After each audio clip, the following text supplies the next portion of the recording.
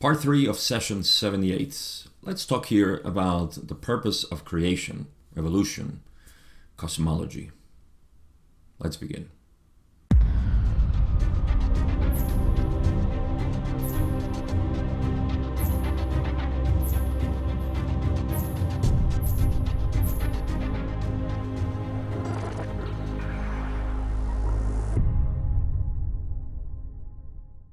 So far, session 78 has proven to be very productive in terms of the material it has and all the information that we can use to understand a little bit more how these dynamics work.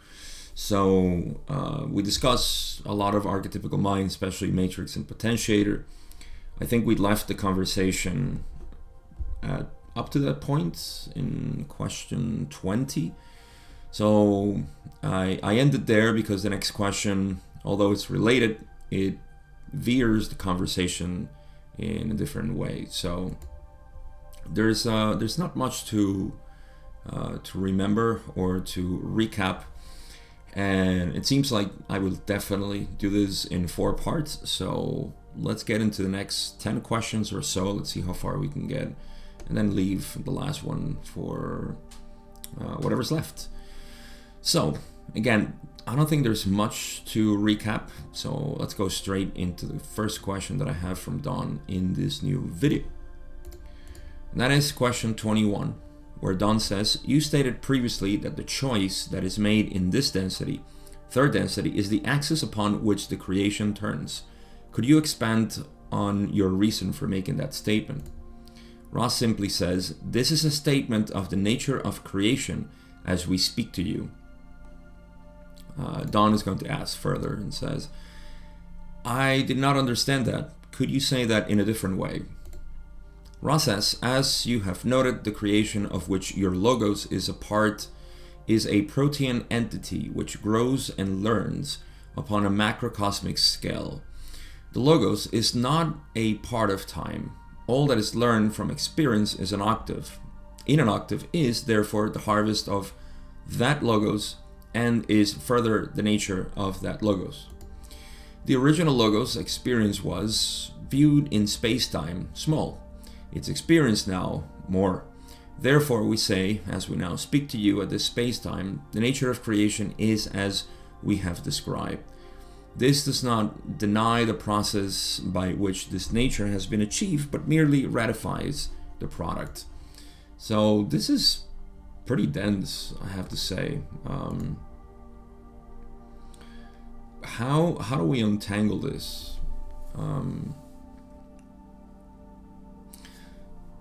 So let's go back to Don's question. We have the star there.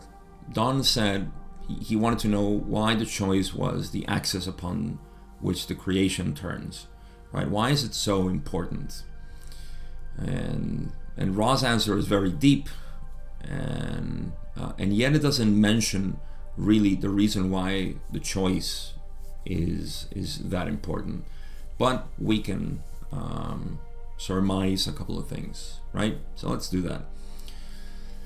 First, Ra's answer is the creation of which your logos is a part, so our sun, is a protean entity. Protean means changing, but morphing, in the sense that is, I wouldn't call it evolving, especially because in our language evolution means better than, but you can call it evolution in the sense that if you take away the reason that, you know, we humans are the best and certain animals are less than others and so on, what you see evolution is simply a morphing, you know, a changing, a transformation, right? For no purpose at all. I mean, you cannot say that one thing is better than the other. There's just components, you know. The liver can be better than the heart, and the intestines less than the brain, or better now. You know, if you follow nutrition, you would feel that the intestines are now the brain, the real brain, right? So all of these things are part of one single entity, and it's changing. So in the same way, that's what protein means then.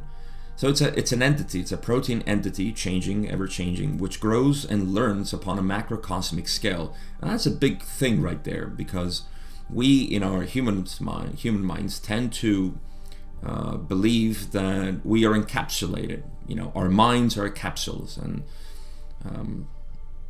when we see the nature of reality, we see that no, actually, our minds are simply what we are. The conscious mind is only that that which is perceived, that which is coming out. See, so the conscious mind seems limited, and that's why we think we're encapsulated in there. And our memories are all supposed to be in a database that only we are privy of, and so on. This is not true.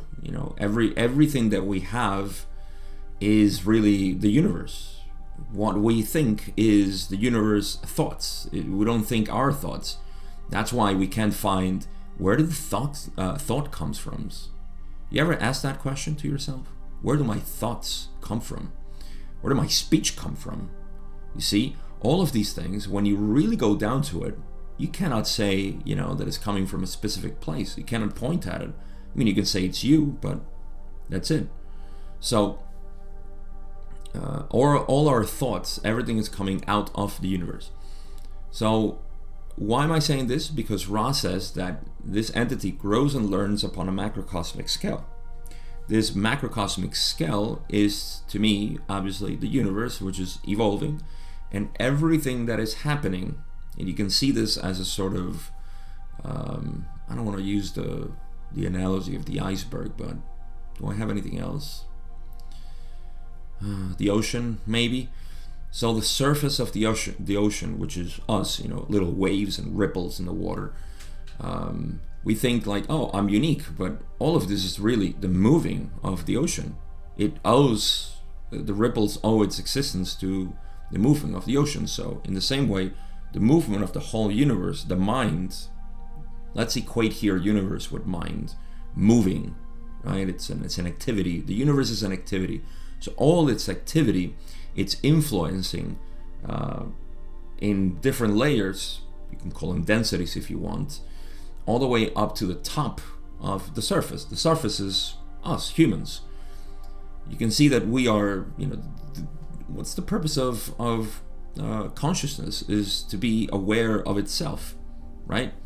So we are aware of that which is the universe. I am aware of the universe. I am aware of myself. That's it. So it's I kind of deviated a little bit there, but the point is that it's the logos is growing at a macrocosmic scale, and this is, I mean, if you want to go to the not the extremes, but to the extent of the cosmology of the law of one, you can see that every sun is contributing with its experience into the bigger picture, into the bigger logos, right? The grand, what's it called? The grand central sun, right? That's what we call it. So that's the one that is ultimately changing completely. Now, the logos is not part of time, right? All that is learned from experience in an octave is therefore the harvest of that logos, and is further the nature of that logos. So the logos is not part of time, right? It's not an entity that is living and going through changes because of experience within itself, meaning within the densities. It's just moving in experience as a collective, right? It's just morphing. At least that's the way I see it. The logos is not a part of time. All that is learned from experience in an octave is the harvest of that logos. So let me take it out of esoteric land here. You are not part of time. Did you know that? Right. In my explanations, in my teachings on non-duality, there is a concession that we have to make usually, and that is to treat you as a finite being. so you can see your infinite quality, your infinite nature. Let me explain that. When we say bring presence to your experience, you see, this is a concession to the finite self that thinks, oh, I can bring presence. That's okay. We all have an idea, a thought, an image of ourselves that is limited. So we kind of do a concession to that. That's the language that we use. And this is why sometimes you would see a non-duality, especially in teachings. That's why it's so important to maintain yourself with one language, whoever that is that speaks, until you begin to connect all these things and you start doing it yourself. And then, bye-bye teachers, I don't need you. You can do your own thing. But up to a point, you need to follow a specific language. Otherwise, you get confused because you would say like, well, but you said it was an illusion, and then you said it was real. That's a contradictory statement. No, in this case, you have to understand that there is a concession, because people say, listen, I feel limited. And so you say, all right, I'll talk to you as a limited person so I can bring you to your nature. Why am I saying all of this? Because I just said that you are not part of time. You, the real you. And so we do the concession of saying, yeah, you're living and this is going to happen and all of this. But when you go down to the bottom of yourself, or to the nature of who you are, to that essence, you realize that no, time actually comes out of me. Actually, time exists within me. You see? Just like space. Space is fabricated within me. So, I am the source of space and time. So, I am not a part of time. Events are part of time.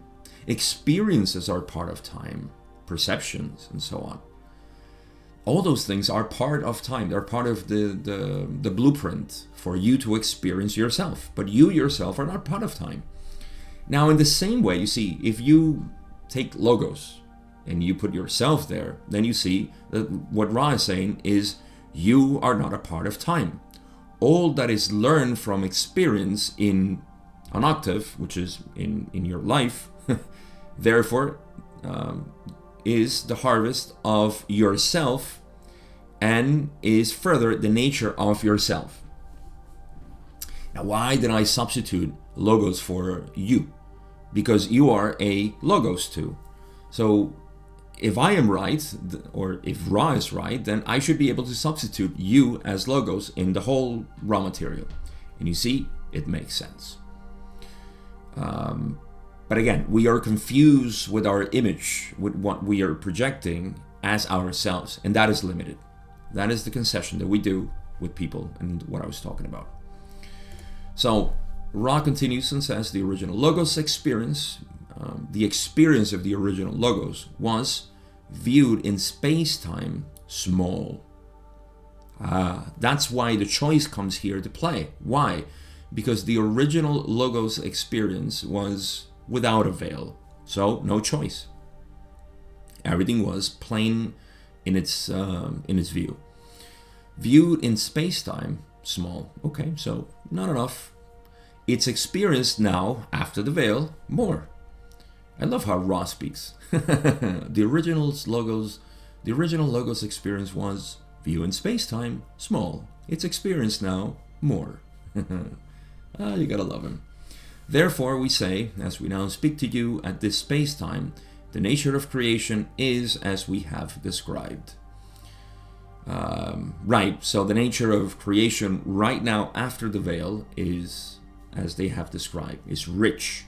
This does not deny the process by which this nature has been achieved, but merely ratifies the product. I read here that this does not deny the process that went before creating the veil, but actually ratifies its product, the product of no veil, right? So we first experience a very dull life as no veil, and everything's known, everything's fine. Oh, look, you are the creator. I am you. I don't want to engage with you because I'm engaging with myself. So I would just rather be here. It is a very dull experience, I can imagine. But now we have this vivid, such a vivid imagination. The law of one makes you enjoy reality from a metaphysical point of view that is unparalleled to me. But let's move on. Question 23. Please bear in mind that the answer to this question is no, as you would see. So Don says, after third density, in our experience, social memory complexes are polarized positively and negatively. Is the interaction between social memory complexes of opposite polarity equivalent, but on a magnified scale, to the interaction between mind-body-spirit complexes of opposite polarity? Is this how experiences gain as a function of polarity, difference at the fourth and fifth density? Ra says no. I may be getting ahead of myself because I don't know what comes next. Probably Don asking more clarification on this. But I think if I read Don's question right, he wants to know if, just like we interact between polar opposites here in third density, is the same in fourth, fifth, and so on, but on a magnified scale. And the answer is no. We know that the work in fourth, fifth, and sixth density is completely different. Even within fourth, fifth, and sixth density, the work is different. You have to have a different experience. You can't have the same experience. That would be kind of dull again. So I think that's what Don asked, right? A magnified scale of the interaction of mind, body, spirit. Yeah, but related after third density, right? So yeah, is this how experiences gain as a function of polarity? No, that's not how experiences gain in the higher densities. So let's read what Don says next. This is a hard question to just to ask, but what is the function or what is the value experientially of the formation of positive and negative social memory complexes, of the separation of the polarities at that point, rather than the allowing for the mixing of mind, body, spirit complexes of opposite polarity at the higher densities? Ross says, the purpose of polarity is to develop the potential to do work. This is the great characteristic of those, shall we say, experiments, which have evolved since the concept of the choice was appreciated. Work is done far more efficiently and with greater purity, intensity, and variety by the voluntary searching of mind, body, spirit complexes for the lessons of third and fourth densities. Okay, it seems really packed, actually, this answer. But what isn't within the law of one, right? So Ross says that first, Don wants to know specifically here. Where am I going?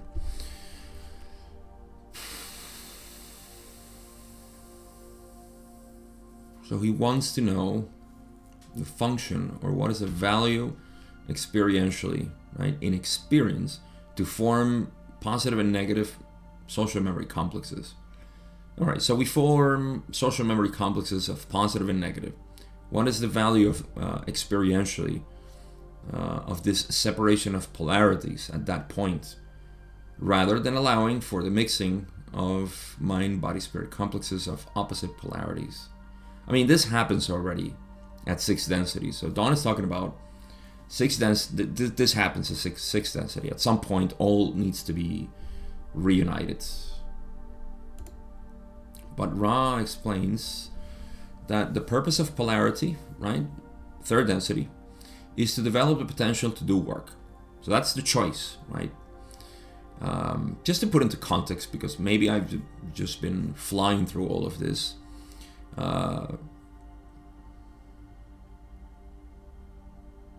So consciousness arises and it becomes self-aware, right? I just went through first and second density really fast. Consciousness arises, moves, and it becomes aware of itself. That's third density.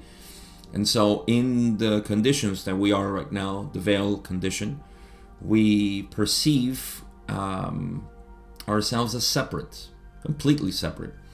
And so choice is the choice. Choice is the selection here. Now, what is the choice? Well, we're going to polarize either positively or negatively.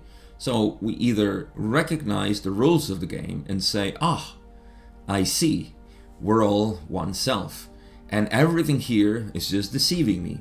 But how do I know that? How do I really know that? Well, that's the challenge for every one of us. How do I truly know it? Some people find it through religion, others through practices, others through, just, that's why we have all kinds of yogas. The Hindus have been doing this for thousands of years, but it gets muddied again. See, the veil is so thick that it creates this confusion again. The law of confusion playing, doing overtime. I think that's a joke that Don made at some point. It's been working overtime here. So yeah, that's why we have different yogas. We have different approaches to this choice. How do we do it? I mean, I'm talking about positive polarity.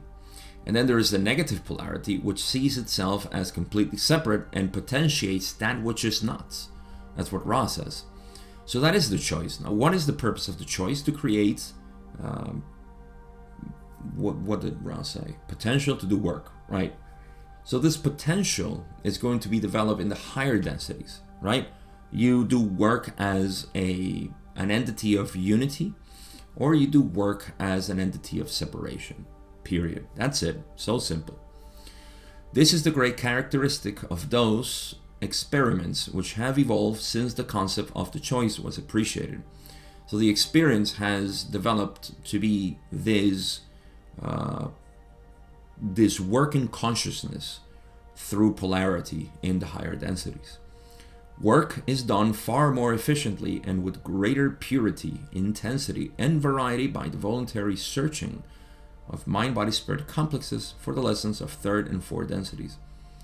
So that's why third density is so important. I would think that fourth density is at the beginning stages. Once polarity has been gained rapidly at the beginning stages of fourth density, then you can move on to the lessons of fourth density, which are love and understanding, just this interaction, the service to others from that point of view. I can go on to explain this, but I need to keep this to 4 parts, otherwise I'll just keep going and going. But I can think so many things here. I feel tempted to continue. What do I do? What do you think? Okay, I'll do it. So why did I say that? Why did I say that the lessons of third and fourth densities, or polarization, runs even in the early stages of fourth density? Because if you see, there is a 51% graduation sort of threshold for entities to contribute to the next density. And so anybody who is at 51, or I would say 97%, I think is the limit, not the limit, but the requirement in fourth density. And I can keep going with this, I probably should. So okay, 97, let's just speak about numbers. So that means that in the early stages, as the veil is removed, polarity is increased.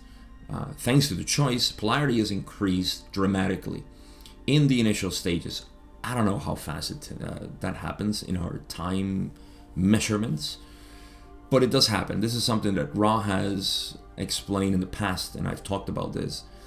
But yeah, polarity is increased in the early stages of fourth density fast, reaching a point of 97% and then forming a social memory complex as it is destined to be, you may say.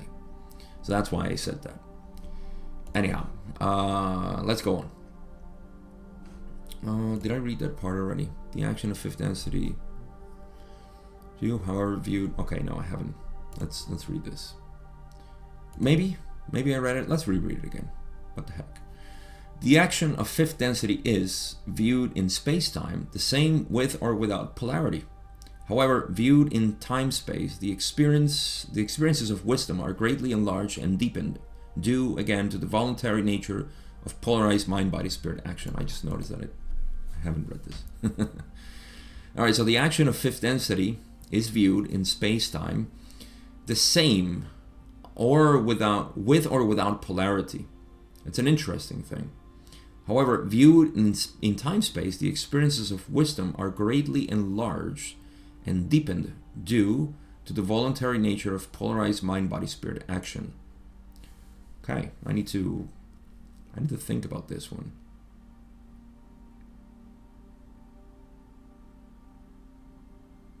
Okay, so one thing that comes to mind is that fifth density, if you remember, does not require a social memory complex.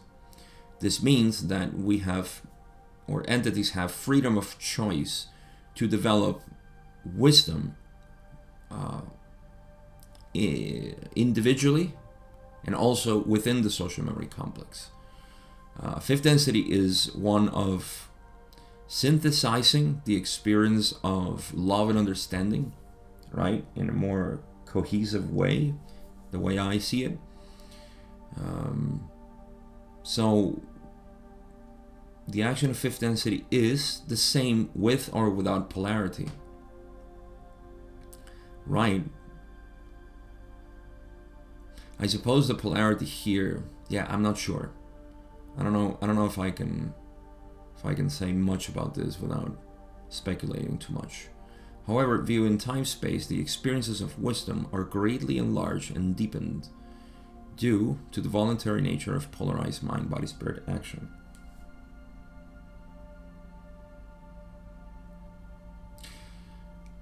The only thing that comes to mind is that is the work. See, they don't say polarization. There's no more polarization here. Maybe that's the key. See that there is no further polarization in fifth density because you have already polarized yourself to the maximum degree. This is why perhaps it's not needed, for you to for you as if you're an independent entity, but what the mind-body-spirit complex, it's not even a complex anymore, because the mind-body-spirit is not under the veil anymore. So the mind-body-spirit action, right, the voluntary nature of polarized mind-body-spirit action can be enlarged and deepened in time-space.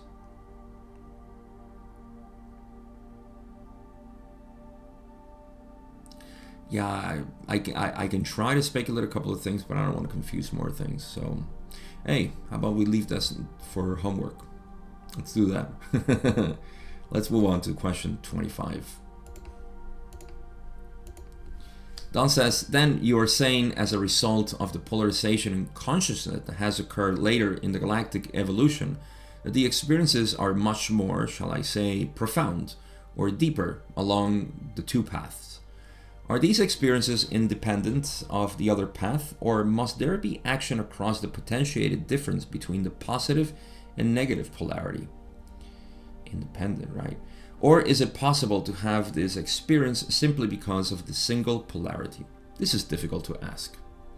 Ra says, we would agree. We shall attempt to pluck the gist of your query from the surrounding verbiage. The fourth and fifth densities are quite independent and positive. Let me reread that.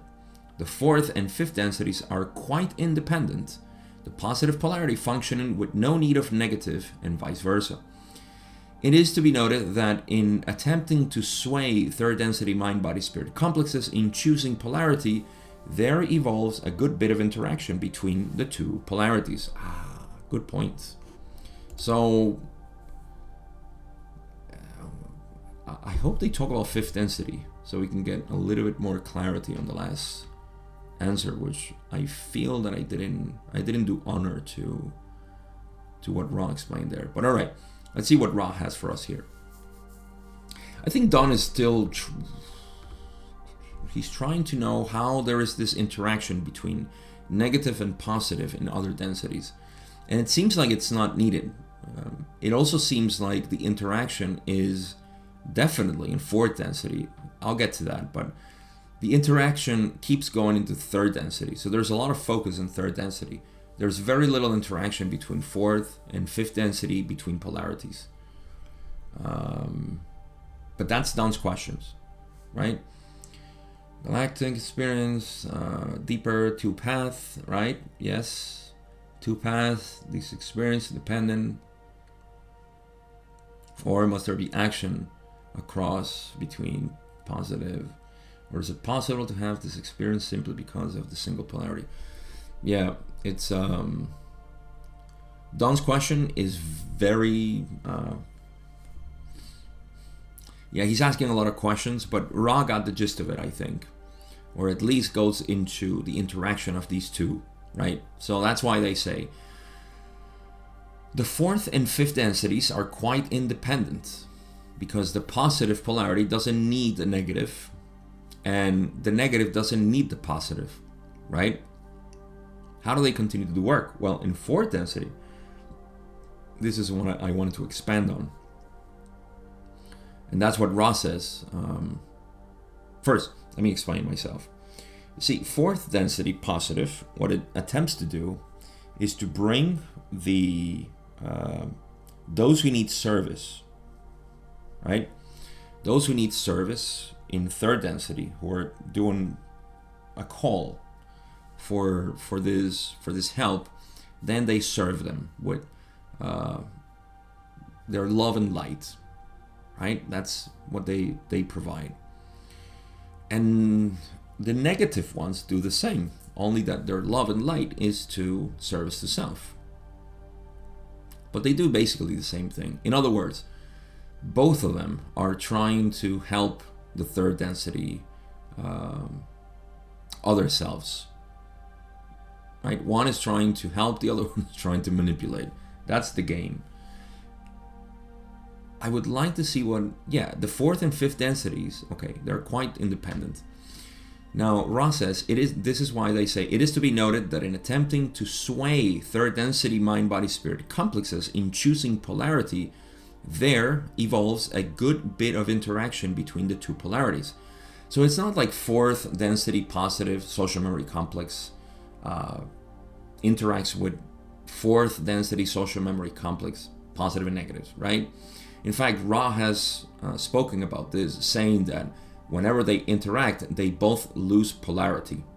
Why? Because the positive is trying to give love and acceptance, which is not accepted by the negative. And the negative is trying to manipulate the positive, which simply says, no thank you, but I love you. And so there is no communication, let's just put it that way. There is no communication there. And so they both lose polarity because one feels that, I couldn't help them, and the other one says, damn it, I couldn't manipulate them. You see, so there is a sort of frustration that grows, and there's a loss of polarity. This is beautiful, I love it. However, there is indeed a sort of interaction between fourth density positive to third density mixed, let's call it that way, or right, because that's where you can reject the aid of your angels, if you want to call it this way. And so there is an interaction of negative and positive there. Now, I'm not sure how much that affects them or us, but that's definitely an interaction that happens. So that's what Ra is explaining there. There is an interaction between fourth and third density, but not between fourth and fourth density. And when it happens, fourth, positive, negative, then there is a loss of polarity. Let's keep reading. Hopefully they say something about fifth density. In sixth density, the density of unity, the positive and negative paths must needs take in each other, for all now must be seen as love light and light love. This is not difficult for the positive polarity, which sends love and light to all other selves. It is difficult enough for service to self polarized entities that at some point the negative polarity is abandoned. So this makes sense. No fifth density explanation of how they work with polarity. Again, what keeps coming to me, believe me, I'm still thinking about that answer, is that yes, in fifth density there is no need for others to do work, because when there is no need for for polarity, right? There is no need for interaction of polarity or gaining polarity. Then all you're doing is working with what you have already. And so you can do this. In fact, let me put it this way. I am involved with a lot of the non-dual community, you see. And so in non-dual communities, there is this sort of dilemma. Let me use the word dilemma here, although it's not proper for this. But yeah, do you really need a community or a group or a sangha, whatever it is? You get into groups and you need a teacher and you need peers and all of this stuff. No, it can be helpful, but you don't need it. I certainly didn't. I kind of had my own gradual independent awakening. But I can say that yes, in a way, I mean, it's not like I am independent. I didn't need anything. It was that I didn't need the social memory complex, the group, the tribe, as much as I talked about that during my process. I didn't need them physically. And so I think that's the thing with fifth density, that you don't need to do this work, to internalize that which you are. You don't need the group. But it is helpful, of course, and that's why historically we have been creating these groups. And again, this is not a case against or for them. It's just explaining that this type of work relates to fifth density in this case, whereas fourth density is still going outward. This is the martyr's work of going and giving yourself to others. That's learning the lessons of love and understanding. So eventually in fifth density, you go back and say, oh, what do I do with all of this magnificent database that I have compiled within my mind, body, spirit complex? Beautiful. Okay, so Ra does say that in sixth density, the density of unity, the positive and negative path must needs take in each other. So this is easy for the positive polarity, but it's quite difficult for the service to self or negative polarity. Why? Why does it have to be hard for some and easy for others? Well, that's simple. Because in the positive polarity, you are already, you have known this. Your faith and your will has been going against the illusion. You see, it's just, this philosophy is so beautiful, so beautiful, because what I'm seeing is, allow me a moment, please. I love it. Yes, the law of one states that we are all one. Okay, let's go back to that. The law of one states that we are all one. However, it is completely understandable that from our perspective here as humans, we don't see that. The law of one explains, or at least Ra explains, that this is due to a veiling which prevents us from seeing the truth, our nature. And so, as a positive being, you are literally going against the veil. You're saying, I'm sorry, I just don't believe this, then we're separate. I am sorry, but I don't believe I am competitive. I'm sorry, but I don't believe I am less than you. I'm sorry, but I don't believe I'm superior than others, and so on. So all of these are the catalyst for growth, and the growth or evolution is just returning back to source. In non-duality, this is seen as you are the self. You are the only thing that exists. When you get this, you cannot see separation anymore, right? You go out in the world and you see, what I see is myself. I don't see other people. I only see myself. This is the process of releasing the egoic or identification with the image of the self. This is also the constant recognition that what you are is not a moving thing. What you are is the presence of the moving things. And those moving things is you. Even other people is you, or are you. You see? So it merges beautiful. I love this. That's why my love for the law of one and non-duality is just, it's one. It is.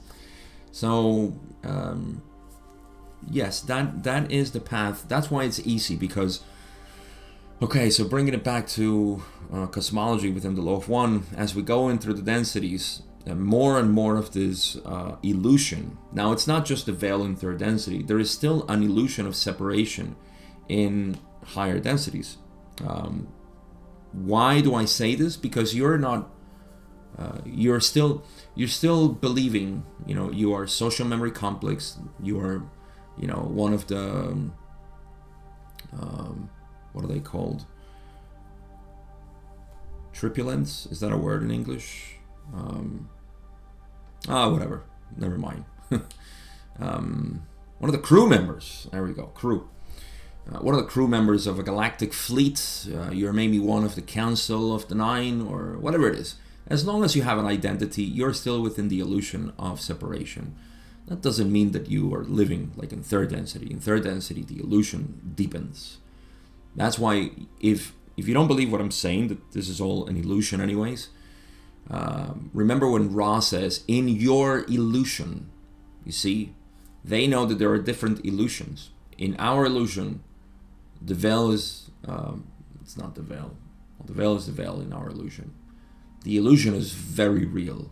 The illusion is very thick. That's why we perceive separation so vividly. And we ignore, we are confused. We can see the connectiveness. Unless you take on the positive path. And in the positive path, you start releasing this separation.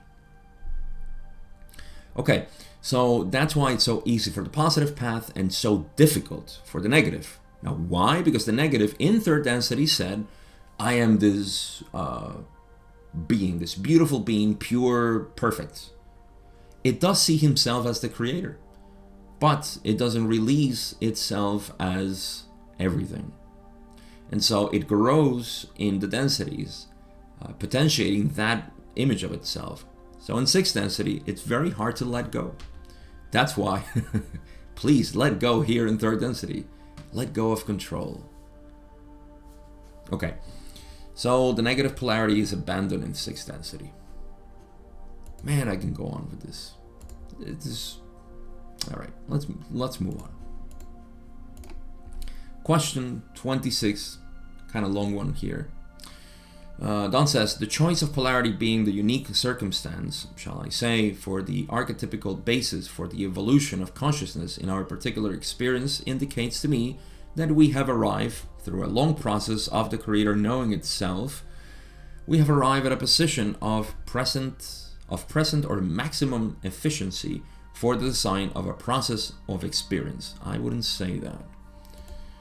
He continues on and says, that design for maximum efficiency is in the roots of consciousness and is the archetypical mind and is a product of everything that has gone before. Actually, I agree with this now.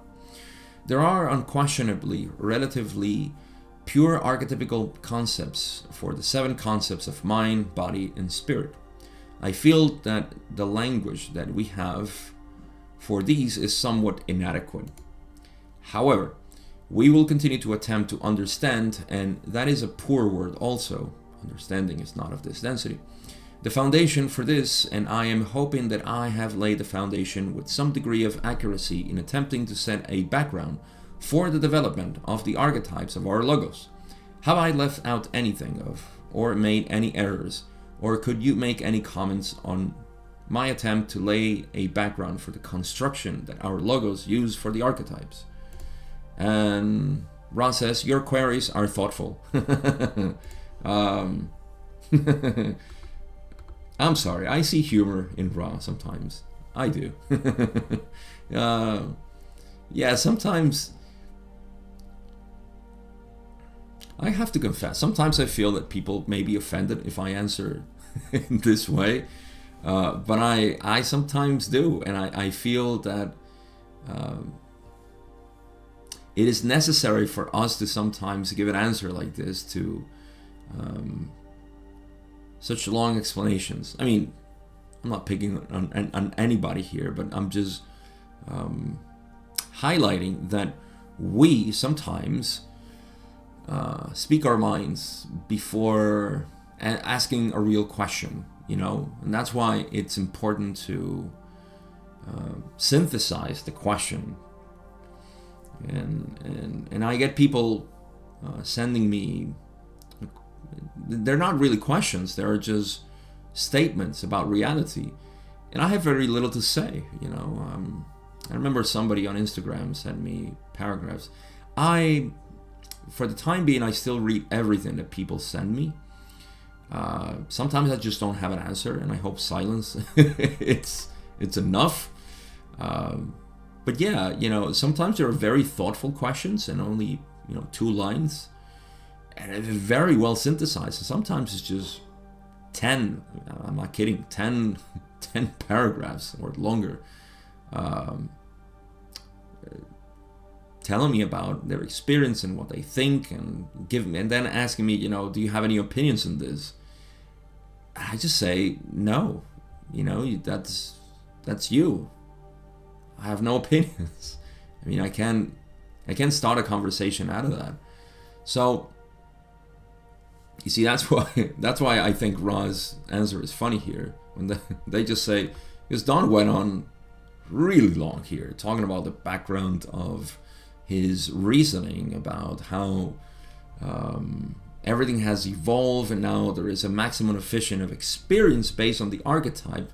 I kind of didn't agree at the beginning, because it seems like we have achieved maximum capacity of efficiency, right? Maximum efficiency at present.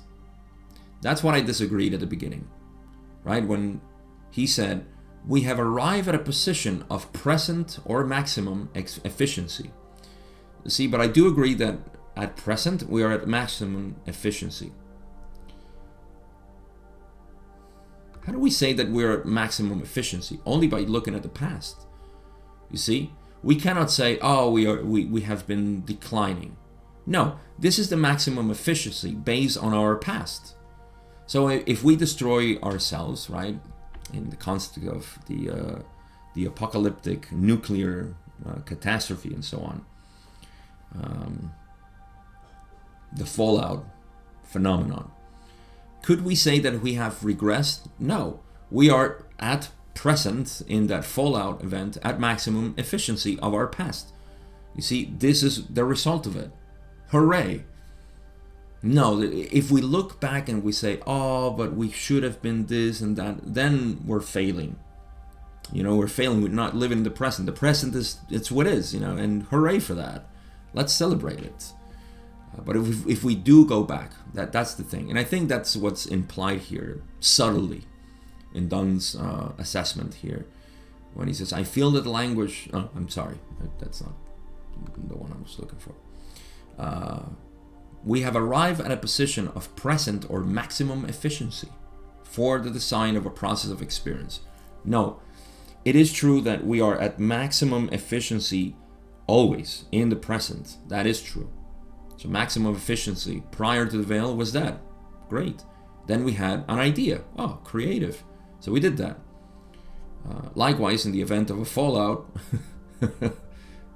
catastrophe, hey, we creatively designed all these bombs because, you know, they are red and we're blue, and, you know, they are evil and I'm good, so and so on. So let's bomb them.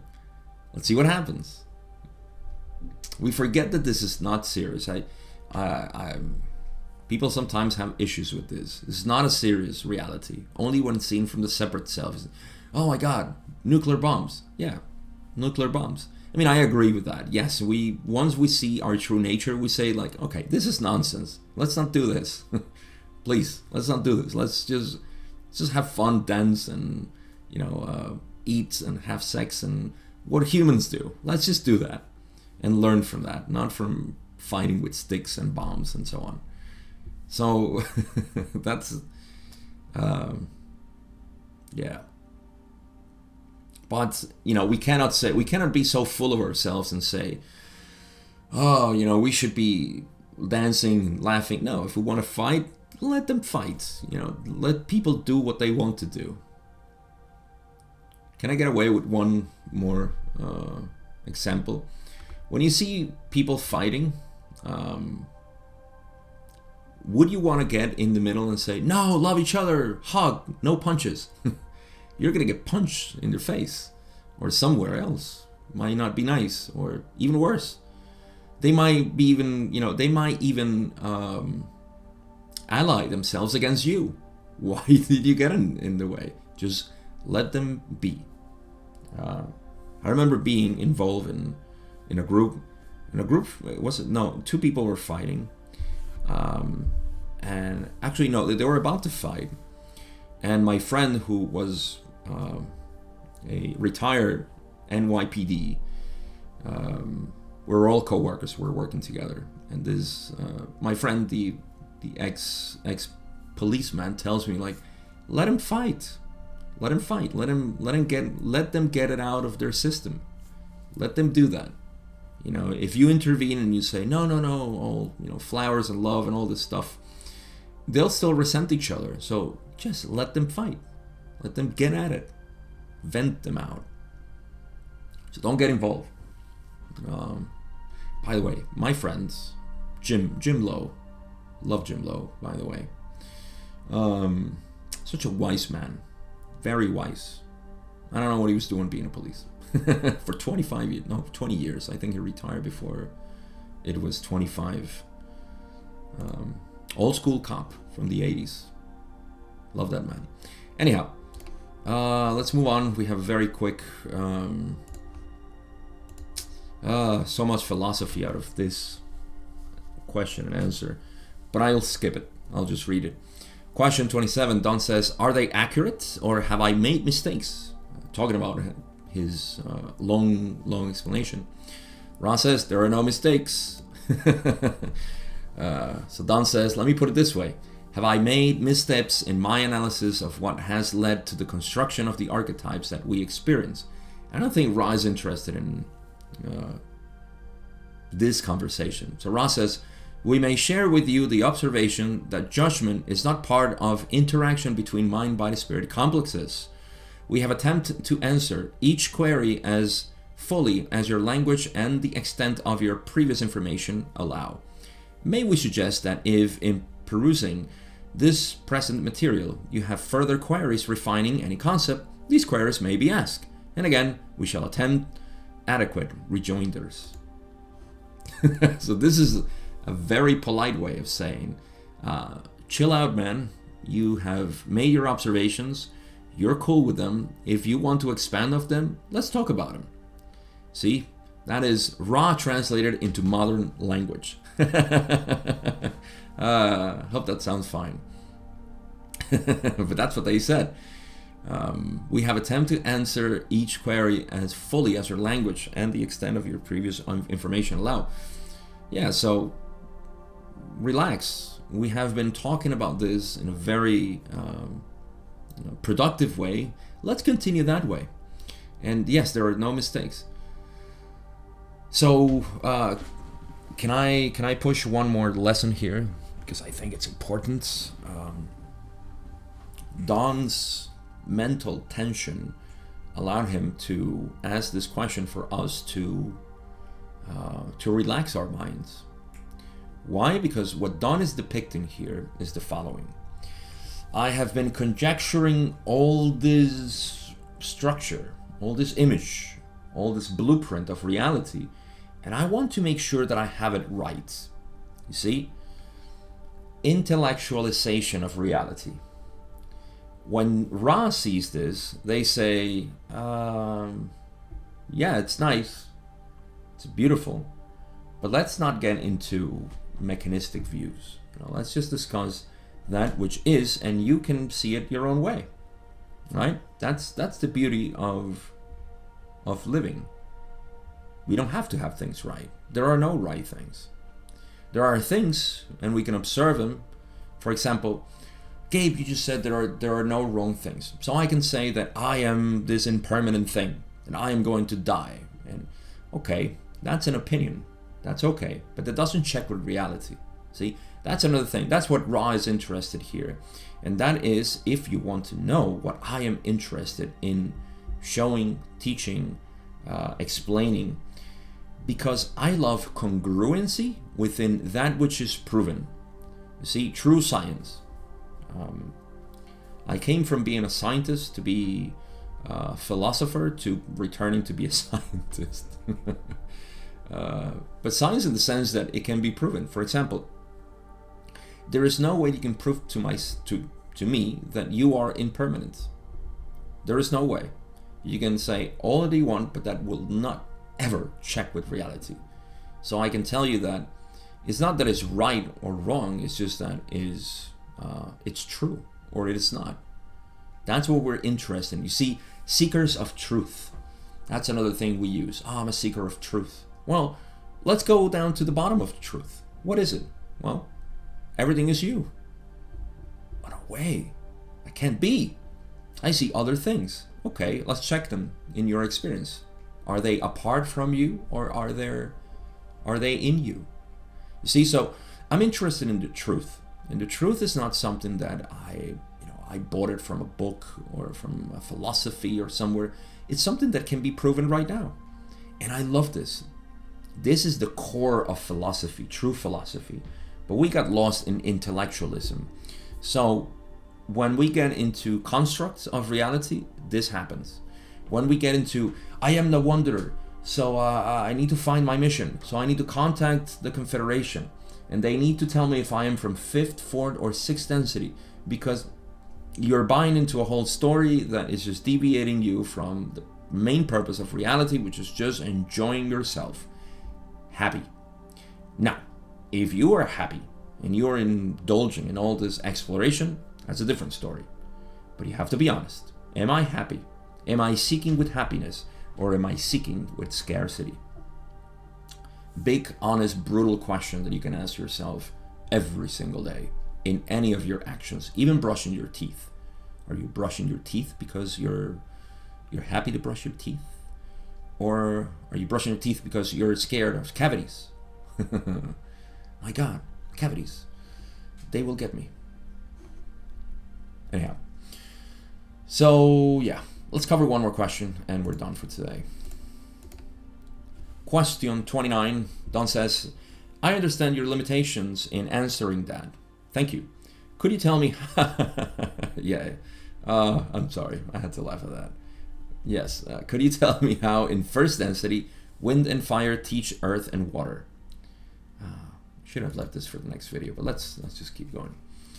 Ross says, you may see the air and fire of that which is chaos as literally illuminating and forming the formless. I think Ra made a mistake there. We'll talk about that. Let me reread. You may see the air and fire of that which is chaos as literally illuminating and forming the formless. For earth and water were, in the timeless state, unformed. As the active principles of fire and air blow and burn incandescently about that which nurtures that which is to come, the water learns to become sea, lake, and river, offering the opportunity for viable life. The earth learns to be shaped, thus offering the opportunity for a viable life. I have to be honest, I think this is a very poetic way of describing what we know in science as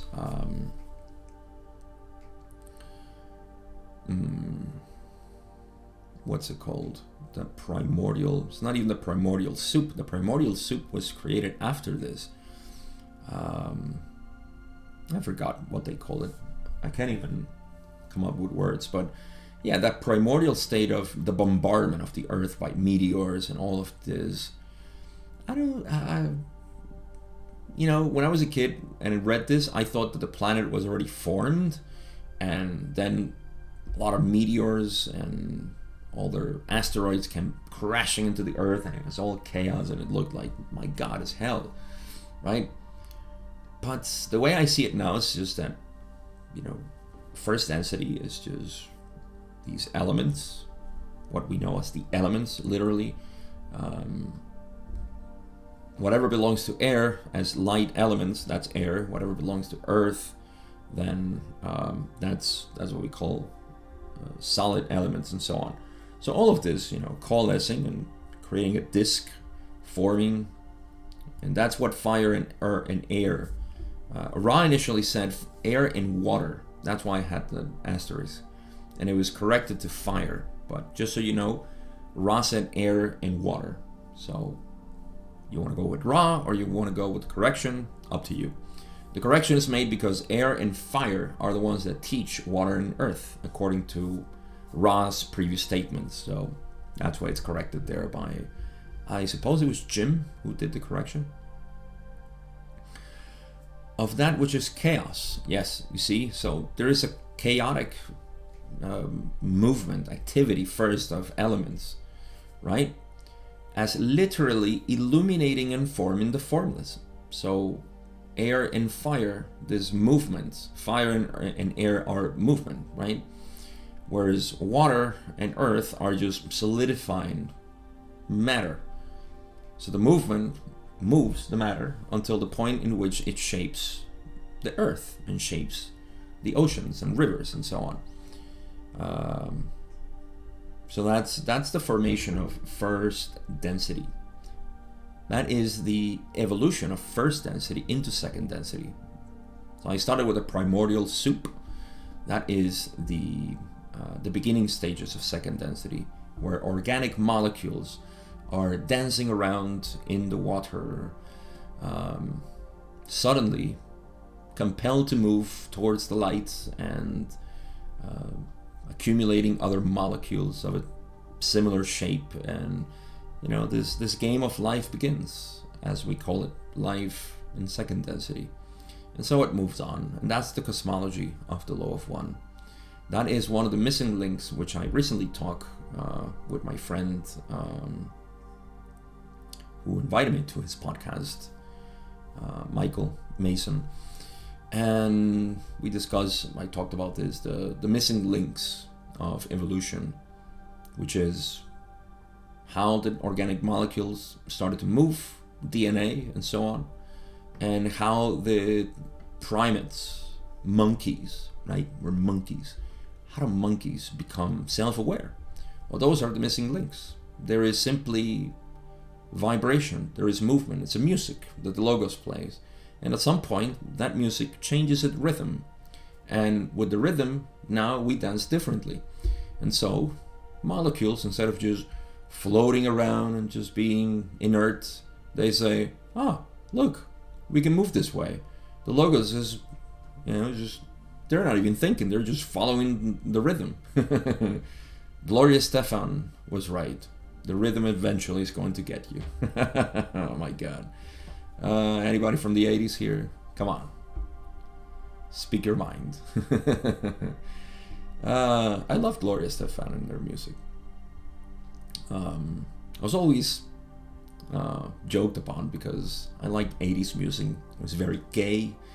And I love gay music. It's just beautiful. I don't know. Just 80s music. Yeah. Who doesn't like 80s music? Come on. Anyhow. So that is the rhythm of the universe. It's playing, and we are part of that too. So I feel like I should be in conclusions already. So conclusions. Let me just continue on with what I was saying before. There is a beauty in understanding the metaphysics of consciousness. I don't particularly like to get into complex models of it, but rather ratify what we know and revel in that. Which means that I enjoy the cosmology when it makes sense. And it does make sense within the Law of One. Maybe other cosmologies make sense as well, and it's nice to study them. But the beauty here is that we understand, at least from my scientific point of view, that there is evolution happening normally. So you don't have to do anything. You see, all you have to do is enjoy. The invitation here in the human form is to be happy. That's it. If you're happy, guess what? You're evolving already. You don't have to do anything. Why would you have to do something if you're already happy? You don't have to do anything to be happy. And suddenly, everything that you're doing is coming out of love and acceptance and all of these things that you hear that you have to do. Isn't that great? All you have to be is happy. And so, the question then remains, well, how do I find happiness? Because I'm seeking happiness. And this is a wrong question. Now, I mentioned in this video that the question, the concession that we make is due to the strong belief that people have of being a separate entity. It's a very strong one. I remember it well. When it was, I could not see how everything was one. I mean, conceptually, yes. Intellectually, it was just great. Yes, all is one. And I kept hearing people say, "Oh, we're all one, we're all one, we're all one." And I guess I was frustrated with myself that I just couldn't see it, and it bothered me a lot. And I just stopped listening to people that just said that. Until I saw it, and I said, "Oh, it's this simple? No way! It was always this simple." So this concession that we make is to people who are still very, very stuck in the idea that we're separate, that illusion of separation.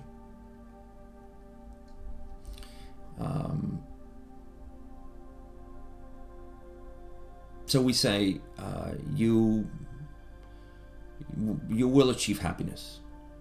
What you have to do is this and that, and you have to sit and meditate, and you have to get rid of your ego, and you have to do all of this. But you see, this is upaya, skillful means. You have to know what you're dealing with. So you do create these concessions. I mean, even you know me as a person who just likes going straight into the answers. No fluff, no beating around the bushes. And yet I do concessions in my teachings of the direct path because we're still talking to the separate self, you know. Otherwise, I wouldn't be teaching this. I wouldn't be doing this as a hobby. It's not a hobby. I don't like calling it work, playfulness. I wouldn't be playing with this. Work sounds very, work. I have to do work. It's not like that for me. I love it. I enjoy it. So I have to call it playfulness. So we do that, you know, we create certain scenarios and we say, yes, you're doing this, you're doing that. But the truth is that you, the real you, is not doing anything. You see? It simply is enjoying the show. The best show to enjoy is the dissolution of that which it thought it was. And at that point you say, you deceived me all this time. I mean, it was a clever and compassionate deceit.